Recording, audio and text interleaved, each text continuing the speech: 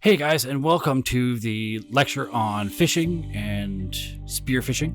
We've talked about social engineering and the different types of methods and tools and different kinds of things that people use as social engineers, the type of tactics and how they approach things. And now we're going to talk about one of the most common forms of social engineering, phishing. And it's not spelled with an F, it is PH.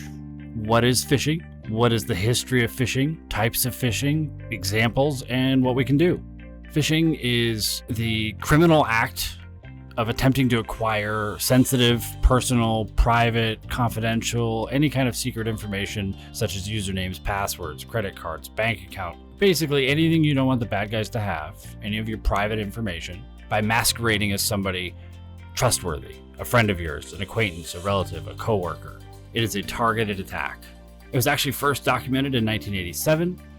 It was first called phishing in 1996, and then by 2005, almost $1 billion had been impacted by phishing.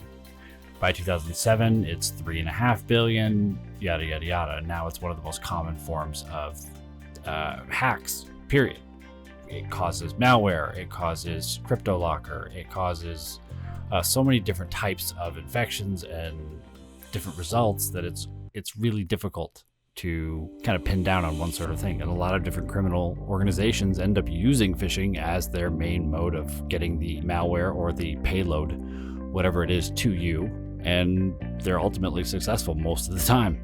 They will pretend to be somebody with some sort of sense of urgency, like, yes, hello, Grandma Josephine? Yes, hi. My name is Officer Johnson from the Texas State Sheriff's Department, and we have your son. He's actually been arrested for something, and he asked us to give you a call to potentially make bail. No, you can't actually speak with him, blah, blah, blah, blah, blah. These types of scams happen all the time. They create a false sense of urgency. They call you on the phone. Those types of scams are usually phone call based. The ones over email, it's a million different things. One common thing is they'll manipulate Google. Instead of using two O's, they'll use zeros to make a link look good, to get you to click on something. Basically, unless you know the person, don't open the email. Just a FYI. They'll send you an email that looks like it's from a reputable source. Even a friend of mine and I were looking at some of the data, and we were able to get executives within the last 30 days to click on an email 90% of the time or more, even though they were just told not to do that, because the email said, your company, it was from like glassdoor.com, your company has been reported in a sexual harassment lawsuit and in the news, blah, blah, blah. And every executive clicked on the dang thing. Fake login sites that are made to look like Facebook or Yahoo or Yelp or bank accounts, or it's like, hey, your debit card number has been reset for Bank of America. We're like, well, I don't have Bank of America. Huh, that's weird. Well, that's not weird. That's the whole point. They're sending you a URL, a link to get you to click and put your credentials in. It's not going to work, but they'll now have your credentials and they can log in and take your money. People don't just make those spam emails for fun. There's a purpose to them. Basically, the only response that anyone can have is training. The law doesn't keep up with current trends. The ability to prosecute and track these criminals is almost nothing. The detectives and people who end up getting put in charge of these types of things, they're working on murders and like actual theft in person that are hard enough to solve, let alone digital theft, where tracking down those people and the amount of people that have the skills are so backlogged. Sometimes these forensics labs that do the network audits and pen tests and these types of things, these guys are a year backed out. There is a severe shortage of people with forensic skills and in the law enforcement fields. My goodness, it's ridiculous. It really is. Typically, phishing email messages and websites are the most common. Phone calls happen very seldomly, but those times it means the social engineer is going to have to attack you one-on-one. With email messages, it can be a really large net with a really large amount of messages targeting a larger amount of people. And that's definitely where the money is for them, because this is purely a money motivated thing. They're only after it to get your identity to then steal money or to steal money directly. And if they can socially engineer their way into getting you to install ransomware, CryptoLocker and these different variants, then they can hold your stuff for hostage and then you pay money. And that's actually proven to be one of the more common things recently because it's such a fast turnaround and they don't have to steal anyone's identity to do it. They'll gather information in the recon phase of their attack by going on social networking sites, Facebook, LinkedIn. They'll find your name, your date of birth, where you live, where you work, what you're interested in, your hobbies, your skills.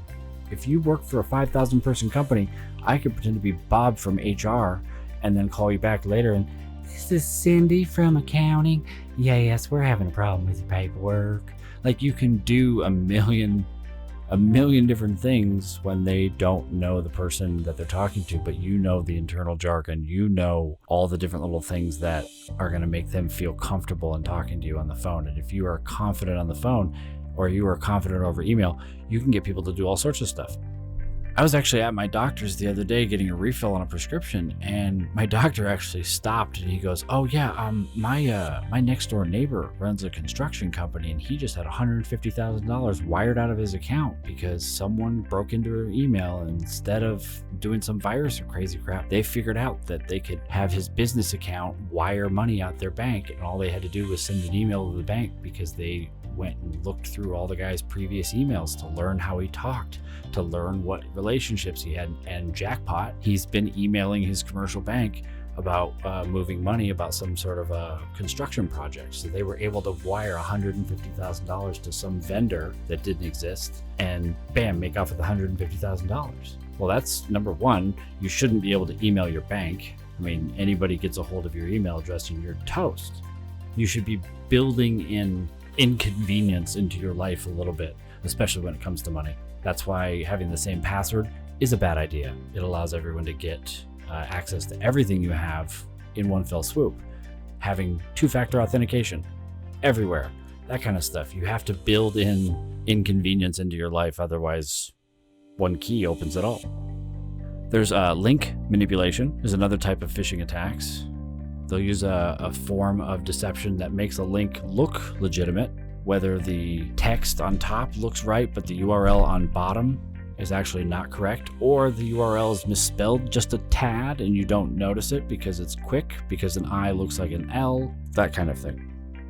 The phone call version is also often called voice phishing. Voice phishing is used, you can steal credit card numbers or get other stuff, anything over the phone. Examples on how to mitigate this kind of thing. The first question you have to ask is, do I know this person? Have I met them in person? Am I expecting an email from this person? Do they know me? Should I know them? A large amount of phishing emails don't have everything just perfect, or they'll have mistaken grammar, or they'll have just something will be odd. Ask people on Facebook, ask people at work, is this normal? Did I see this right? I mean, it wouldn't be a really good idea to ask your boss every single time you sent an email, is like, is this you? Is this really you? Someone not stealing your identity?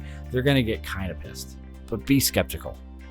Another variant is you'll get an email from Verizon Wireless, but if you look at the return address, it's myverizonemail.com.